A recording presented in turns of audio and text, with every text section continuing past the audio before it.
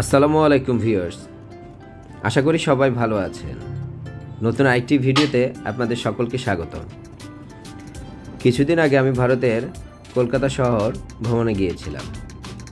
কলকাতা শহরে অবস্থিত Victoria Memorial জাদুঘর ভ্রমণে গিয়েছিলাম। আমি আজকে আপনাদের এই ভিক্টোরিয়া মেমোরিয়াল জাদুঘরের কিছু ইতিহাস ঐতিহ্যের তথ্য আপনাদের সাথে শেয়ার করব। সেই সাথে এই ভিক্টোরিয়া মেমোরিয়াল জাদুঘরের প্রবেশ মূল্য, সপ্তাহে কতদিন, কটা থেকে কটা পর্যন্ত দর্শনার্থীদের জন্য এই ভিক্টোরিয়া মেমোরিয়াল জাদুঘর উন্মুক্ত থাকে তা আপনাদের সাথে শেয়ার করব। আশা করি ভিডিওটি আপনাদের ভালো লাগবে। আর আপনি যদি আমার চ্যানেলে নতুন হন তাহলে আমার চ্যানেলটি সাবস্ক্রাইব করে বেল বাটনে চাপ দিয়ে লাইক, শেয়ার এবং কমেন্টস করে যাবেন।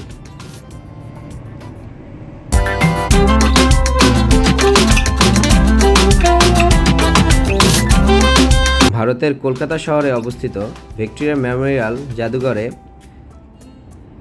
সপ্তাহের সোমবার ব্যতীত প্রতিদিন সকাল 10টা থেকে সন্ধ্যা 6টা পর্যন্ত দর্শনার্থীদের জন্য উন্মুক্ত থাকে।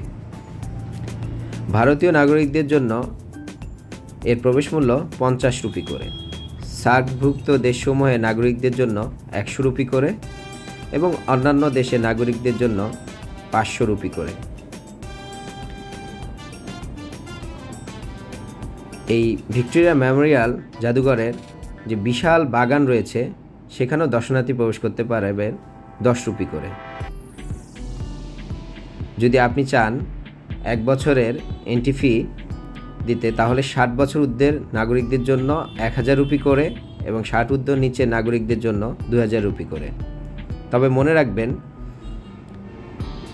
বাগানের এন্ট্রি ফি দিয়ে আপনি জাদুঘরের ভিতরে প্রবেশ করতে পারবেন না। চলুন আমরা এখন জাদুঘরের ভিতরটি প্রবেশ করি এবং এর ইতিহাস ঐতিহ্যের কিছু তথ্য আপনাদের সাথে শেয়ার করি।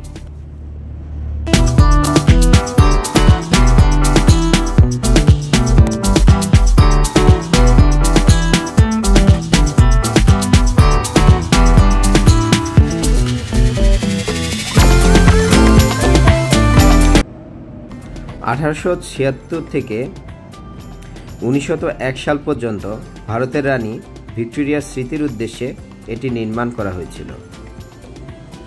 4 জানুয়ারি 1906 সালে এটি নির্মাণ কাজ শুরু হয়। এর স্থপতি ছিলেন উইলিয়াম এমারসন এবং ভিনসেন্ট এইচ। এর প্রতিষ্ঠাতা ছিলেন জর্জ নাথানিয়েল কার্জন। এই ভবনটির উচ্চতা প্রায় 56 মিটার। এটি বিশ্বের যে কোনো স্থানের রাজার সবচেয়ে বড় স্মৃতিস্তম্ভ। 64 একর এলাকা জুড়ে এর বাগান।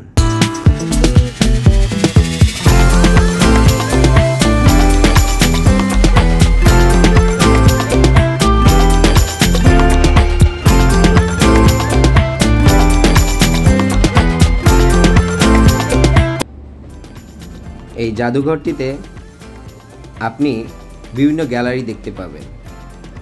তার মধ্যে উল্লেখযোগ্য কিছু গ্যালারি হলো পোর্ট্রেট গ্যালারি, রয়্যাল গ্যালারি, ভাস্কর্য গ্যালারি, ন্যাশনাল রিডার্স গ্যালারি উল্লেখ করার মতো।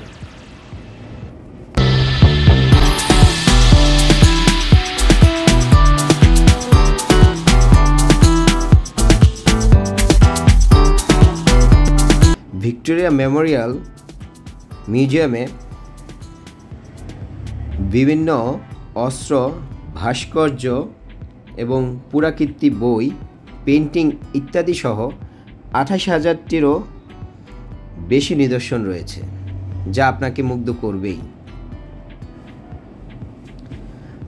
আমি এই মেমোরিয়ালের নির্মাণ শৈলী দেখে সত্যি অভিভূত। আর আমার ভিতর সেই সাথে একটি আফসোসও তৈরি হলো। 1757 সালের 23 জুন পলাশীর প্রান্তরে নবাব সিরাজউদ্দৌলা মীর জাফরের বিশ্বাসঘাতকতার কারণে ব্রিটিশদের কাছে যে পরাজয় বরণ করেছিলেন তা যদি পরাজয় বরণ না করতেন, তাহলে আজকে হয়তো এই মেমোরিয়াল জাদুঘরটি হয়তোবা বাংলার কোনো শাসকদের নামে নির্মিত হতো, যেটা আমাকে সত্যি খুব আফসোসে ফেলে দিয়েছিল। তবে যাই হোক, দিন শেষে এই ভিক্টোরিয়াল মেমোরিয়াল জাদুঘরটি দেখে আমি সত্যিই অভিভূত।